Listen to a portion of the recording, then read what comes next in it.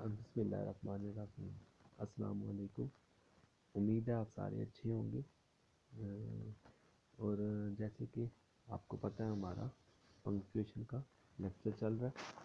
और पंक्चुएशन के साइन में बहुत ही ज़्यादा यूज़ होने वाला, बहुत ही इम्पोर्टेंट और शायद ही कोई ऐसा, मैं कहता हूँ कि 100% में ना 98% यूज़ होने वाला ये साइन, जिसे हम कोटेशन का साइन कहते हैं।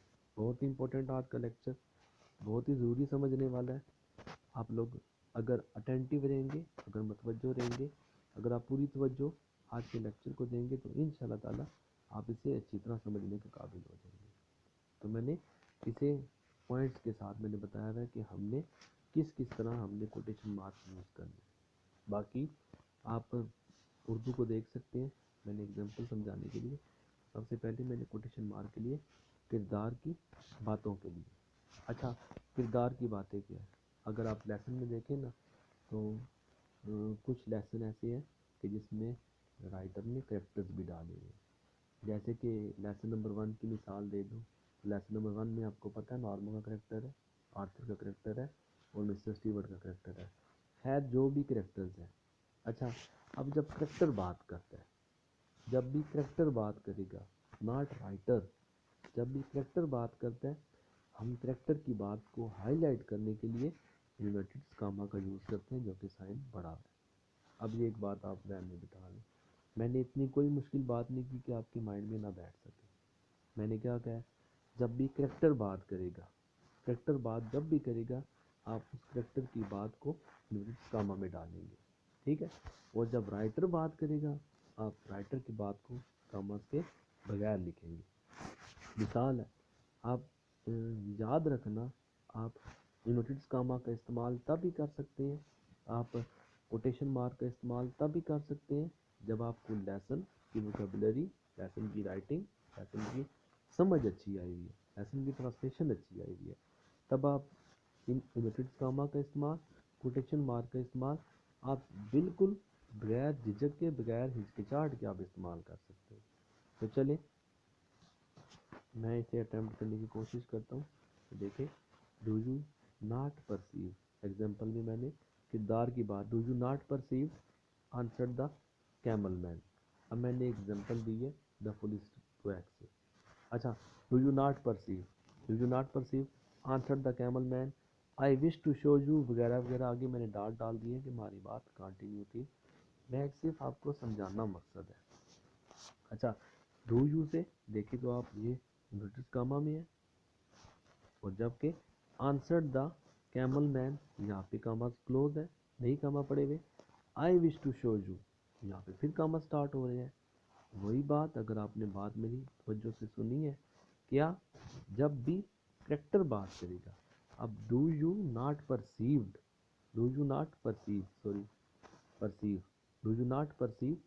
अब ये देखें, डू यू नॉट परसीव, अब ये करेक्टर पूछ रहा है दूसरे से, दोनों करेक्टर आपस में बातें कर रहे हैं।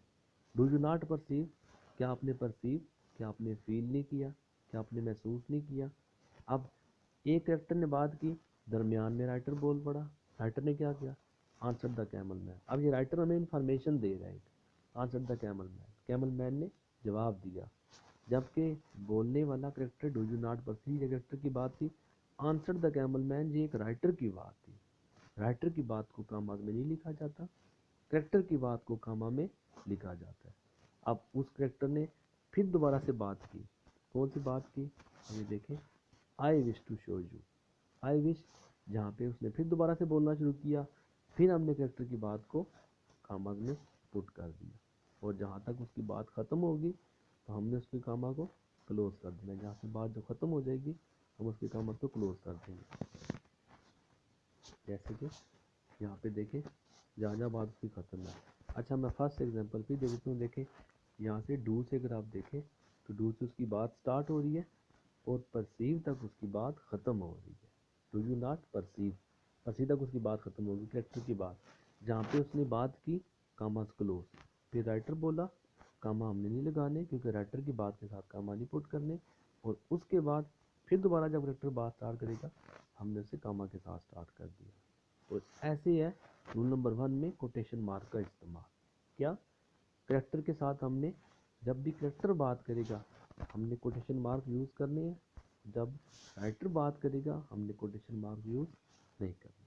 ठीक है, आप इसी तरह नीचे एग्जांपल में देखें, no set the boy, pay for the salt, set the king, lest it should become a habit, वगैरह वगैरह आगे जो भी है समझाना मकसद है। अगर आप पहली लाइन को देखें, नो सेट द बॉय, अच्छा मतलब क्या, नो नहीं, सेट द बॉय। अब नो में इन्वर्टेड कामा लगे हुए हैं, नो पे क्लोज हो गए हैं, सेट द बॉय में इन्वर्टेड कामा नहीं लगे हुए। बात आपकी समझ में आ रही होगी क्यों नहीं लगे हुए, क्योंकि सेट द बॉय ये राइटर की बात है, नो जो है वो करैक्टर की बात है। इसी तरह पे फॉर द साल्ट, अब पे फॉर द साल्ट में अगर आप देखें तो पे फॉर द साल्ट में कामास लगे हुए हैं और ये साल्ट तक कामास क्लोज हो रही है। अब पे फॉर द साल्ट में कामा क्यों लगे हुए हैं, क्यों, क्योंकि ये करैक्टर बात कर रहा है। आगे सेट द किंग में आप देखें तो कामा नहीं लगे हुए, इसका मतलब है कि सेट द किंग बात बिल्कुल ये राइटर की बात है। आगे इसने देखें, lest it should become a habit and the village be ruined. अब लेस से कामा स्टार्ट हुए हैं और रोइंड तक जाके कामा क्लोज हो रहे हैं। इसका मतलब ये हुआ यहाँ पे करैक्टर यहाँ से बोलना शुरू हुआ है तो यहाँ पे जाके करैक्टर क्लोज हो गया। तो ये करैक्टर की बात हमने कामास में लिखी है और जो राइटर की बात है वो हमने कामा के बगैर लिखी है। तो उम्मीद है आपको इस चीज़ की समझ आ गई होगी। ये कोटेशन मार्क आपने ऐसे यूज़ करनी है। ठीक है, अच्छा ये एक रूल हो गया। सेकंड रूल क्या है, एक साथ दो किरदारों की बातों के लिए जो इनोटेड काम है वो अलग अलग इस्तेमाल होंगे। कोई मुश्किल बात नहीं है, एक ही सेंटेंस हो, अब एक सेंटेंस के अंदर दो किरदार बातें कर रहे हैं, उसके लिए आपको लेसन समझने की ज़रूरत है। जैसे मिस्टर ह्यूबर्ट वाला लेसन आप याद रखें। ठीक है, अब ये देखें, अगर एक ही लाइन के अंदर दो कामास पड़ेंगे, जैसे मिसाल आपके पास है यहाँ पे, I was seen with the pocket book, who saw me, mister मनाना the harmless man saw you pick up the pocket book. अच्छा अगर आप देखें आई से स्टार्ट हो रहा है, आई was seen with the pocket book, question mark सवाल है, हु सॉ मी, यहाँ पे देखिए मैंने कामास क्लोज किए हैं, यहाँ पे अगर आप देखें तो ये कामा क्लोज किए हैं, लेकिन ये क्या, कामा तो मैंने उसके साथ ही स्टार्ट भी कर दी है।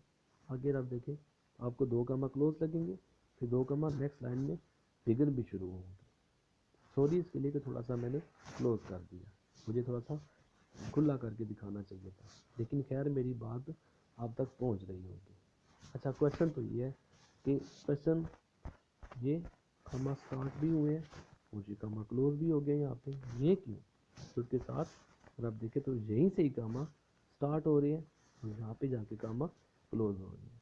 एग्जाम्पल आपके लेसन के अंदर से।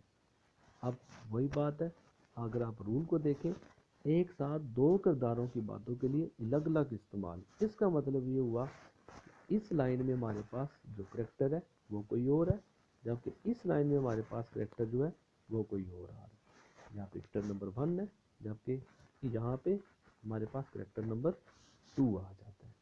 तो कोई मुश्किल बात नहीं है। आप देखें जैसे मैंने आपको बताया, करैक्टर 1 बात करेगा कामास, करैक्टर 2 बात करेगा उसके अलग कामा होंगे। ठीक है, अगर मिसाल देता हूँ, अगर यही बात जो कि यहाँ से स्टार्ट हो रही है और यहाँ तक एंड हो रही है और एक ही करैक्टर की बात होती तो आपको पता है हम एक करैक्टर की बात के लिए कामा यहाँ से स्टार्ट करते और यहाँ पे क्लोज करते। ये हमारी एग्जांपल है कोटेशन मार्क की। कोई मुश्किल रूल नहीं है, इजी से इजी होकर समझाने की कोशिश की है। आप दोबारा से सुनें, दोबारा रिपीट करें, फिर इसकी प्रैक्टिस करें। मैंने साथ साथ एग्जांपल्स भी दी हुई है कि कौन कौन सी किस लेसन से आई हुई है।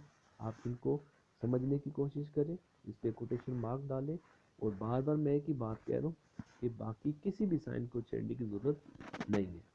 जो आपने सीखा है आप उसी को इन एग्जांपल्स में प्रैक्टिस करें। इंशाल्लाह ताला आपको समझने में काफ़ी आसानी होगी। कोशिश की है, जितना अच्छे से अच्छा हो सकता था, इजी से इजी हो सकता था, आपको समझाया। इंशाल्लाह ताला अगर आप इसे प्रैक्टिस करेंगे आप कभी भी कोटेशन मार्क में मार दिखाएंगे। तो उम्मीद है आपको समझ आ गई होगी। तो नेक्स्ट वीडियो के लिए इजाज़त दें। अल्लाह हाफिज़।